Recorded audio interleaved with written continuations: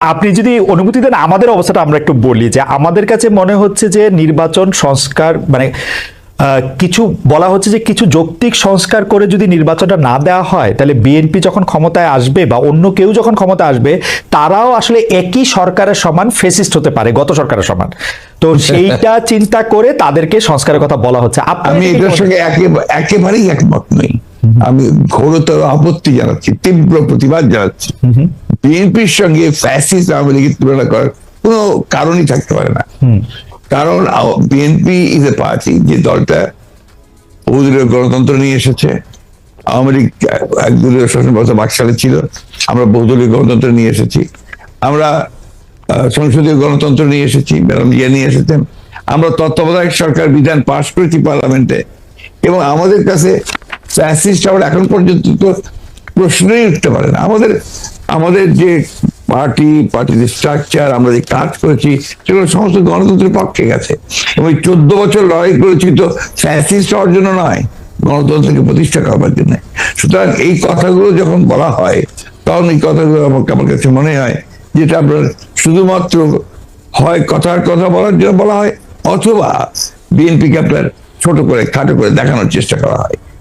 কিন্তু এখানে তো পাশাপাশি আরো দুইটা সত্য আছে। একটা সত্য হচ্ছে যে বিএনপিও তো আসলে ক্ষমতায় ভারসাম্যের কথা বলছে, এবং সেই ক্ষমতায় ভারসাম্যের কথা বলতে গিয়ে এই প্রধানমন্ত্রী, উপপ্রধানমন্ত্রী, রাষ্ট্রপতি, উপরাষ্ট্রপতি জাতীয় সংস্কারের কথা বলছে, এই বিষয়টি যেমন আছে। এবং বিএনপিও রাষ্ট্র ক্ষমতায় ছিল, তখনও বিএনপিতে আসলে ক্ষমতার ভারসাম্য আছে কিনা সেটা নিয়ে প্রশ্ন উঠেছে।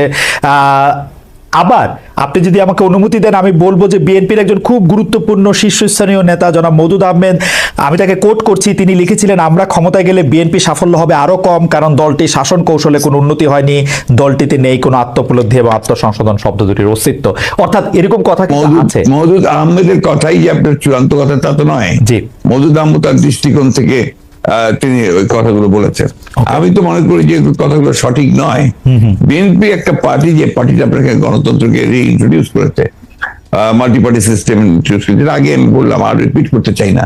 তো বিএনপি কে ওই দলের সঙ্গে বা ফাইজারের সঙ্গে তুলনা করাটাকে আমি মনে করি এটা একটা সঠিক তো নয়। আমি মনে করি এটা একটা উদ্দেশ্য প্রণোদিত। আচ্ছা, আরেকটি ব্যাপার, সেটি হচ্ছে আমার আগেকার প্রশ্নের সাথে সম্পর্কিত, যে গণ অভ্যুত্থানের মুখে শেখ হাসিনার দেশ ছেড়ে পলায়ন, আওয়ামী লীগের নিষ্ক্রিয়তা এক ধরনের, মানে আওয়ামী লীগ দেশের রাজনৈতিক প্রেক্ষাপট থেকে বাদ হয়ে গেছে। কেউ কেউ আমাদের মিডিয়ার ভাষায় কেউ কেউ বলছেন যে একটা -1 হয়ে গেছে। অন্তর্বর্তী সরকারকে নিয়ে কোনো -2 সংখ্যা কি আছে? কেন এই প্রশ্নটি উঠছে সেটিও আমি বলি, যেটা কিছুটা আপনি আগেই প্রশ্ন করেছেন যে আওয়ামী লীগ আমলে কিন্তু আমরা দেখেছিলাম যে বেগম খালেদা জিয়ার চিকিৎসার জন্য বারবার বলা হচ্ছিল, কিন্তু 3.5 মাস পরেও বেগম জিয়া এখনো দেশে আছেন, তারেক রহমান সাহেব এখনো দেশে ফিরেন নাই। তো এইটার ক্ষেত্রে কি -2 কোনো আশঙ্কা আপনাদের মধ্যে রয়েছে কিনা অন্তর্বর্তী সরকারকে নিয়ে? এই -2 তো এসেছিল আপনার 111-এ। এখন আপনার এই -2 কোনো সমস্যা নেই। কারণ হচ্ছে যে আমরা আগেই বলেছি, আমি গতকাল একটা ইন্টারভিউতে বলেছি যে বিএনপিকে এখন আর কেউ মাইনাস করতে পারবে না। এক, 2 নম্বর হচ্ছে আওয়ামী লীগ যদি নিজেরা মাইনাস হয়ে গিয়ে থাকে তো সেটা তো আওয়ামী লীগ হয়েছে, কারণ সেটা দেশেই নাই, তার নেত্রী পালিয়ে গেছে। সুতরাং আপনার এই জায়গাতে তো তারা নিজেরাই চলে গেছে। এখানে একটা জিনিস আমাদের সবসময় মনে রাখতে হবে যে রাজনৈতিক দলটি পলিটিক্যালি ব্যাংক্রাফট হয়ে যায়। আওয়ামী লীগ এখন আসলে পলিটিক্যালি ব্যাংক্রাফট একটা রাজনৈতিক দল। আমি আগে থেকেই বলছিলাম কথাটা আর কি। তার কোনো রাজনীতি নেই, সে ক্ষমতাকে এমন ভাবে ব্যবহার করেছে তাদের ব্যক্তিগত স্বার্থে, দলীয় স্বার্থে না, প্রত্যেকের ব্যক্তিগত স্বার্থে। They have minted money like anything. দেশকে তারা একেবারে ফোকলা করে দিয়েছে, এবং সেই দেশকে ফোকলা করে দিয়ে পালিয়ে গেছে, এবং এটা জনরোষে পালিয়েছে। নর্থদের যে কোনো মিলিটারি কু বা কিছু হয়েছে, পিপলস রেট, জনরোষ, সেই রোষে তাকে পালিয়ে জীবন বাঁচাতে পালিয়ে যেতে বাধ্য হয়েছে। এই বিষয়গুলো আমাদের মাথায় রাখতে হবে। আমরা কোনো মতেই যেন চেষ্টা না করি এটাকে কোনো মতে খাটো করা। ফ্যাসিস্ট আওয়ামী লীগ রেজিম বাধ্য হয়েছে দেশ থেকে পালিয়ে যেতে জনরোষে। ওকে, গত 15 বছরে আওয়ামী লীগের শাসনকে যে ফেসিবাদী বলা হচ্ছে এবং তার যে পালিয়ে যাওয়াটা, যেটি আসলে আপনি এখন বর্ণনাও করলেন, দুর্নীতি, তারপরে নানা ধরনের নানা কারণে, কিন্তু তার পেছনে আপনাদের আমলে যে 20 বছর আগে 21 আগস্টে গ্রেনেড হামলা, বিচারকদের বয়স বাড়িয়ে তত্ত্বাবধায়ক সরকারকে প্রশ্নবিদ্ধ করার মাধ্যমে শেখ হাসিনাকে কর্তৃত্ববাদী শাসনের দিকে নিয়ে যাওয়া, এ নিয়েও আসলে নানা ধরনের আলোচনা আছে। এই দুটি ঘটনা যদি হাইন্ডসাইট আপনি একটু দেখেন, যে মানে যেগুলি হচ্ছে ক্রাইমের ঘটনা, অর্থাৎ হচ্ছে 21 আগস্টের গ্রেনেড হামলা, 10 ট্রাক অস্ত্র, আবার অন্যদিকে তত্ত্বাবধায়ক সরকার ব্যবস্থাটাকে একটা এরকম জায়গায় নিয়ে যাওয়া, এই দুটিকে আপনি আপনার মূল্যায়ন আমরা একটু শুনতে চাই যে দুটি। আপনার 21 আগস্টের যে ঘটনা, এই ঘটনার সঙ্গে বিএনপিকে জড়িত করা এবং বিশেষ করে তারেক রহমান সাহেবকে জড়িত করা, এটা পুরোপুরি ভাবেই রাজনৈতিক উদ্দেশ্য প্রণোদিত।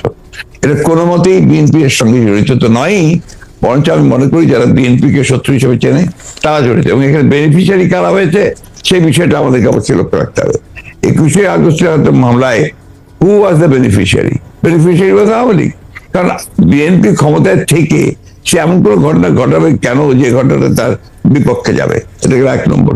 আর আপনি যে প্রসিডিংস গুলো দেখেন সমস্ত, আপনি তো একসময় বিচার বিভাগের মানুষ ছিলেন, দেখবেন যে তারেক সাহেবকে এখানে জড়িত করা হয়েছে 4টা আপনার আইও চেঞ্জ করার পরে। সর্বশেষ যে আইও নিয়ে আসা হয়েছে সে হচ্ছে আওয়ামী লীগ দলীয় ভুক্ত কাহার এখন যে আপনার নিজে থেকেই তাদের নির্দেশে সে এই চার্জশিটটা করেছে, যাদের কোনো সম্পর্ক নেই। অন্যদিকে যে আপনার মূল আসামি ছিল, ভদ্রলোকের নাম বলে যাচ্ছি, মৌলানা মুফতি মোহাম্মদ, তিনি তাকে দিয়ে 164 দিন তাকে টর্চার করে তাকে দিয়ে একটা আপনার স্টেটমেন্ট করিয়ে নিয়েছিল। পরে দেখা গেছে যে উনি নিজেই সেটাকে আবার ভোগ করেছেন, বলেছেন যে এটা আমাকে টর্চার করে নেওয়া হয়েছে। এবং দেখেন কিভাবে কি মারাত্মক ঘটনা, কোথায় চলে গিয়েছিল সবকিছু। এবং he was hang before the trial was complete. যে প্রধান আসামি তাকে আপনি আগেই অন্য একটা মামলাতে জুড়িয়ে দিলেন যাদের আসল সত্যটা বেরিয়ে নিয়ে আসে।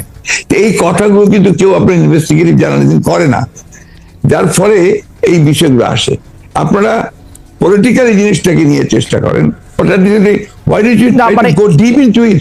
আমি বলি শেষ করি, জি প্লিজ, জি জি জি প্লিজ, ইনভেস্টিগেটিভ জার্নালিজমটা সিরিয়াসলি করেন এবং এটাকে ফাইন্ড আউট করেন যেটা আসলে ব্যাপারটা কি ছিল। সেটা করছেন না, করছেন যে বিএনপি কিন্তু সব করার জন্য করছেন। এটাকে আমি মনে করি এটা এক ধরনের রাজনৈতিক উদ্দেশ্য প্রণোদিত।